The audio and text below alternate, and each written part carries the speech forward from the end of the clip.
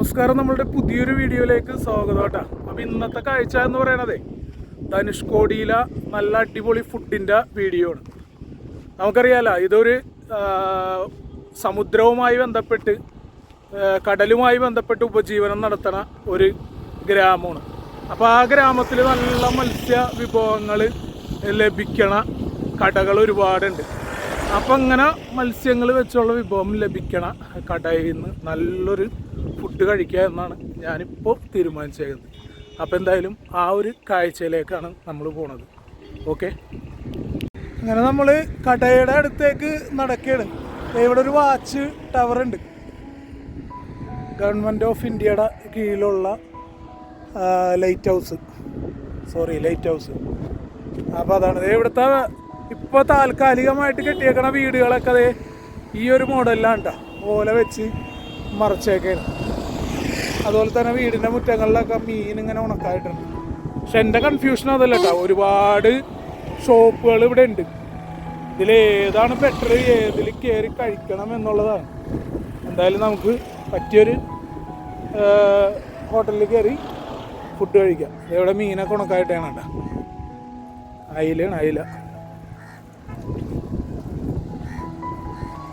അതുപോലെ തന്നെ അതെ മുത്തുച്ചിപ്പിയും സാധനമൊക്കെ കിട്ടണ കുറേ കടകളുണ്ട്.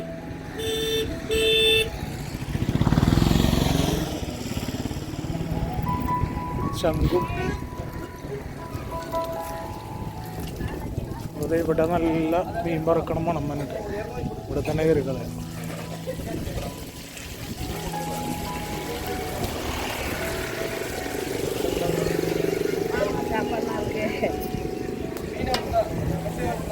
അപ്പോൾ നല്ലൊരു ഹൃദയം നിറഞ്ഞ ചിരിയോടുകൂടി ആ അക്ക നമ്മളെ സ്വീകരിച്ചു. ഈ ഒരു ചട്ടിയിൽ പല വെറൈറ്റിയിലുള്ള മീനുകൾ പൊരിച്ച് കോരിക്കൊണ്ടിരിക്കുന്നുണ്ട്. കടയുടെ ഉള്ളിൽ എന്ന് പറഞ്ഞിട്ടുണ്ടെങ്കിൽ ഈ ഒരു സെറ്റപ്പാണ്. ഒരു അമ്മുമ്മയാണ് ഇവിടുത്തെ ഓളിനോൾ ഇട്ട. പൂഴി മണൽ നിറഞ്ഞ കടയുടെ അകത്ത് കൂടി നമ്മൾ കൈ കഴുകാനായിട്ട് പോയി. ഒരു തകര ഷീറ്റും ഓലയും മുളയൊക്കെ വെച്ച് താൽക്കാലികമായി കെട്ടിയ ഹോട്ടൽ. പക്ഷെ മറ്റൊരു കടമ്പയുണ്ട്, അതിന് വേണ്ടിയുള്ള പാച്ചിലാണ്. ഞാൻ ഈ ക്യാമറ നേരെ കുടിക്കാത്ത എന്താണെന്നല്ലേ, നല്ല പൂഴിയാണ്.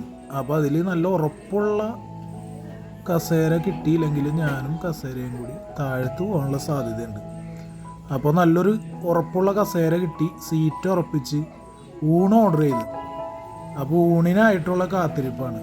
കുറച്ച് നേരങ്ങൾക്ക് ശേഷം ആ അമ്മുമ്മ നല്ലൊരു പേപ്പറിൻ്റെ ഇലയുമായി വന്നു. ആ ഇലയിലാണ് ഇനി നമ്മളുടെ പോരാട്ടം നടക്കാൻ പോണത്. ആദ്യം ചോറ് കൊണ്ടുവന്ന് ഇട്ടിട്ടാണ്.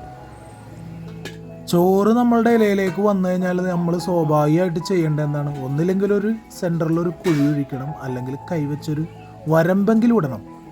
നല്ല ചാറൊക്കെ അതിലേക്ക് കൃത്യമായിട്ട് ഇറങ്ങുള്ളൂ. അപ്പോൾ എന്നോട് മീൻ കുളമ്പ് വേണമെന്ന് ചോദിച്ച് നമ്മുടെ മീൻ കറിയെ ഒഴിച്ചോളാൻ പറഞ്ഞു. ഒരു കഷ്ണം മീനും നല്ല അടിപൊളി ചാറും. ഇനി ഇത് കഴിച്ച് നോക്കിയിട്ട് എങ്ങനെയുണ്ടെന്ന് പറയാം. ആ മീൻ ചാറങ്ങട് നമ്മളുടെ ചോറുമായിട്ട് ശരിക്കും മിക്സ് ചെയ്യണ രീതിയിൽ ഇച്ചിരി അധ്വാനിച്ച് ഞാൻ കുഴച്ച് സംഭവം. ആ കുഴച്ച് ആ ഒരു ഉരുള നമ്മളുടെ വായിലേക്ക് വെച്ചപ്പോണ്ടല്ല സംഭവം കിടുക്കാച്ചി മീൻ ചാറ്. അതിൻ്റെ ഒപ്പം തന്നെ ആ മീനും എൻ്റെ പൊന്നോ നല്ലൊരു കോമ്പിനേഷൻ. 3 വെറൈറ്റി മീൻ വറുത്തത് ഞാൻ പറഞ്ഞു.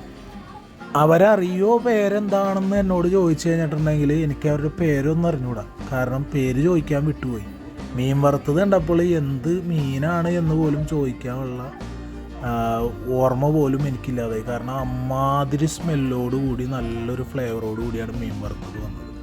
അതിനുശേഷം നമ്മളെ നല്ല കട്ടിയുള്ള സാമ്പാർ ഒഴിച്ചിട്ടൊരു പിടുത്തം അങ്ങോട്ട് പിടിച്ച് എൻ്റെ പൊന്നോ അതൊരു കിലുക്കൻ സാമ്പാറായിരുന്നു കേട്ടോ.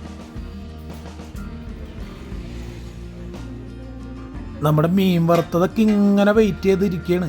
എന്നെ ഒന്ന് ടേസ്റ്റ് ചെയ്ത് നോക്ക്, അഭിപ്രായം പറയാൻ പറഞ്ഞു. പക്ഷേ ആ സാമ്പാർ എൻ്റെ മനം കവർന്നു. എന്തായാലും മീൻ വറുത്തത് ഓരോന്നായിട്ട് എടുക്കാം. ആദ്യത്തെ മീൻ വറുത്തത് ഞാൻ കഴിച്ചിട്ടാണ്. അതിൻ്റെ അഭിപ്രായം എന്ന് പറഞ്ഞാൽ നല്ല മുള്ളുള്ള മീനായിരുന്നു, പക്ഷേ ടേസ്റ്റാണ്. രണ്ടാമത്തവനെയും എടുത്ത് ചോറിൻ്റെ ഒപ്പം മിക്സ് ചെയ്ത് നല്ല രീതിയിൽ മിക്സ് ചെയ്തതിന് ശേഷം വായിലേക്ക് വെച്ച് സൂപ്പർ. നമ്മൾ ഈ സൂപ്പറെന്നും അടിപൊളിയെന്നും കിടുക്കാച്ചി എന്നൊക്കെ അഭിപ്രായം പറയുന്നത് വെറുതെ പറയണല്ലോ കേട്ടോ. ഭക്ഷണം കഴിച്ച് ഇഷ്ടപ്പെട്ട് ടേസ്റ്റ് മനസ്സിലേക്ക് വന്നു കഴിയുമ്പോഴാണ് അടിപൊളി എന്ന് പറയുന്നത്. സംഭവം അടിപൊളി തന്നെയാണ്.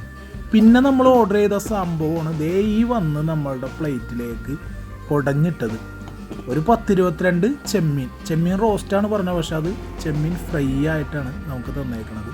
അതും ചോറിൻ്റെ ഒപ്പം വെച്ച് നമ്മളൊരു ഉരുള വായിലേക്ക് വെച്ച് സംഭവം കിടുക്കാച്ച്. ഇതിൻ്റെ ഒരു കോമ്പിനേഷൻ എന്ന് പറയണത് നല്ല കട്ടൻ ചായ, എൻ്റെ അഭിപ്രായം ഉണ്ട്. നല്ല ഏലക്കായൊക്കെ ഇട്ട കട്ടൻ ചായയും ഇതും ഇങ്ങനെ കടല തിന്നണം. അതൊരു ടേസ്റ്റാണ് മച്ചാന്മാരെ.